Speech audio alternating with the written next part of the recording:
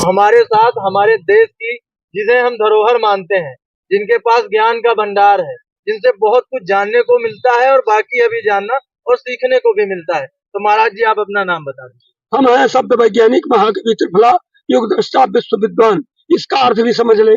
शब्द वैज्ञानिक का अर्थ होता है तकनीकी शब्दों का प्रयोग। महाकवि प्रबंध काव्य लिखे हैं, 254 किताबें लिखे हैं, पुस्तकें हमने प्रकाशित की हैं। और युग दृष्टा परिभाषाएं मैंने बदली हैं बहुत, सैकड़ों परिभाषाएं हमारे द्वारा लिखी गई हैं। और विश्व विद्वान निबंधकार भी हम हैं। तो कहने का मतलब किस प्रकार से हमारे ये नाम का एक व्याख्या हुई। और आप पूछिए। तो हम बहुत आराम से एक स्लो इंटरव्यू करते हैं। तो सबसे पहले तो हम राम के बारे में आप 2 शब्द अगर कहना हो तो क्या कहेंगे? राम निष्काम सकाम, शाम सुबह हमको हमारे प्रेरणादायक।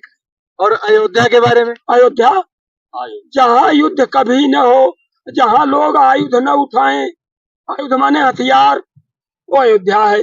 शांत प्रिय है, जन्मभूमि पुरी सुहामन, उत्तर दिश सरयू बह पावन। तो कहने का तात्पर्य कि अयोध्या एक ऐसी है, ध्यान देने की भूमि है, जहाँ चाहत, महक और बड़े पैमाने पर यहाँ आकर्षण उत्पन्न हो रहा है। आप देख रहे हैं सरयू सबसे उत्तम और सबसे शुचि पवित्र नदी है भारत की। गंगा नदी वो महापवित्र है, लेकिन सरयू एक पवित्र नदी।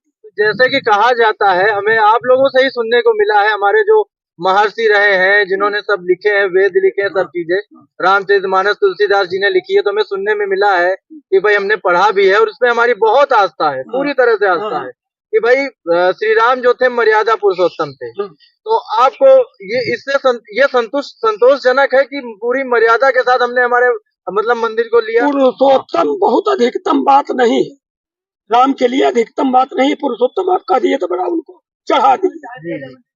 राम काम के लिए माने जाते हैं, त्याग के लिए माने जाते हैं, परिस्थिति परिवर्तन के लिए माने जाते हैं, मोक्ष दाता के रूप में माने जाते हैं। इसलिए पुरुषोत्तम बहुत माने नहीं रखता राम के लिए।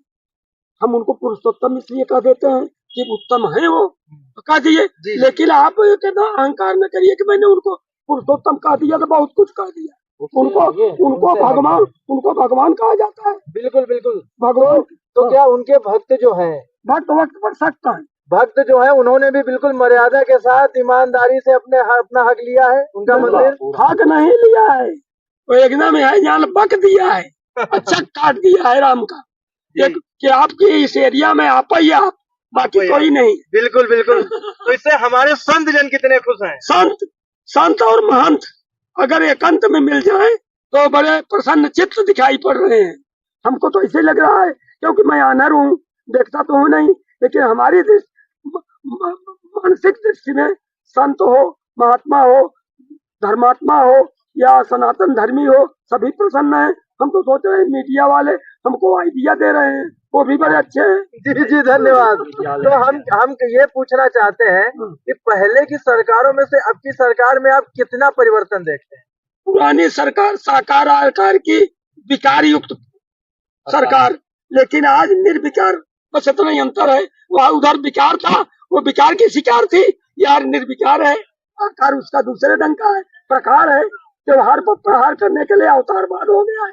तो एक तरफ कार सेवकों का बलिदान हुआ, वो किस परिभाषा में है, और एक तरफ शांतिपूर्ण तरीके से सारी चीजें संतुलित तरीके से ढंग से कर ली गई, वो कितना परिस्थिति के प्रत्यक्षीकरण से मानसों द्वेलन की प्रतीतावस्था में जब इंद्रियां उद्गलित होती हैं, रस है और रस ही भक्ति है।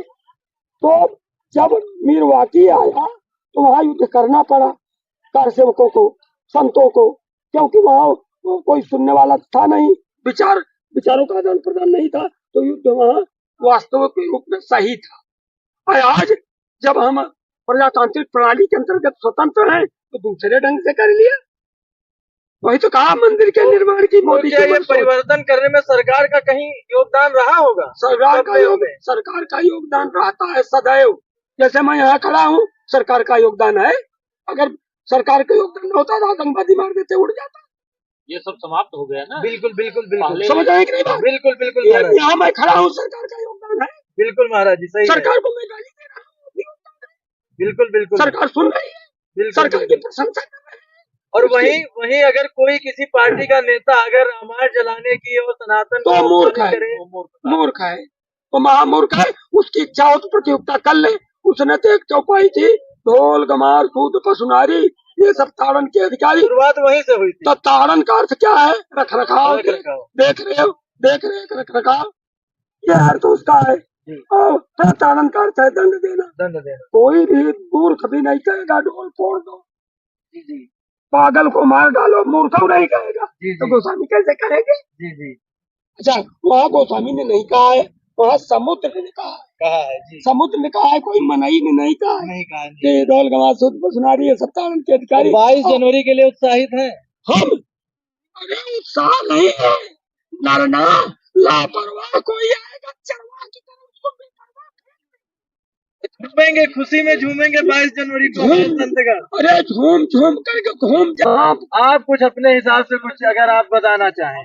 हम प्रातः प्रणाम प्रभु पद पंकज, प्यार पिपास प्रयाग परोसा, पुण्य पुराण प्रभास परे, परिणाम पगे प्रभुता परितोषा, पंथ पुनीत परापकरा, परिधान प्रमेय प्रयोग पीयूषा, पंग पतिंग प्रसंग पवार, पेली पलाप कवान प्रदोषा।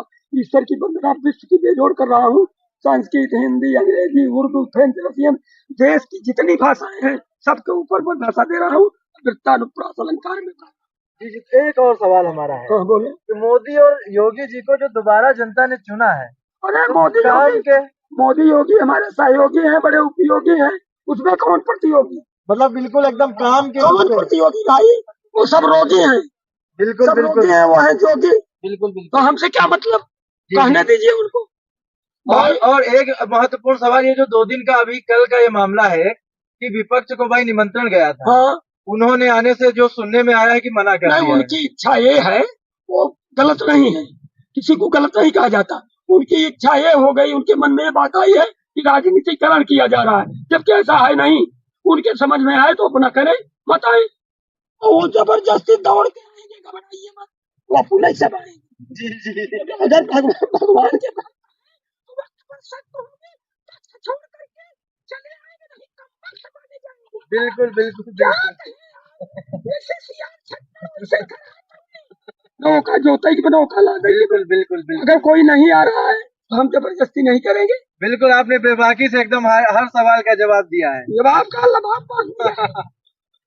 इम्पैक्ट भारत टीवी की तरफ से आपका धन्यवाद। आप लोगों को भी धन्यवाद। सबसे निवेदन है कि आप लोग कल भी लीजिए हमारा, बिल्कुल लेंगे डेली लीजिए, डेली लेंगे तो हम रेडी रहेंगे। बिल्कुल, धन्यवाद। रेडी रहती है। धन्यवाद। तो आप देख रहे थे इम्पैक्ट भारत टीवी, हमारे साथ महाराज जी थे जिन्होंने बहुत अच्छी बातें बताई है, और अब ये सिलसिला जारी रहेगा राम मंदिर बनने तक। उसके बाद भी देखते रहिए इम्पैक्ट भारत।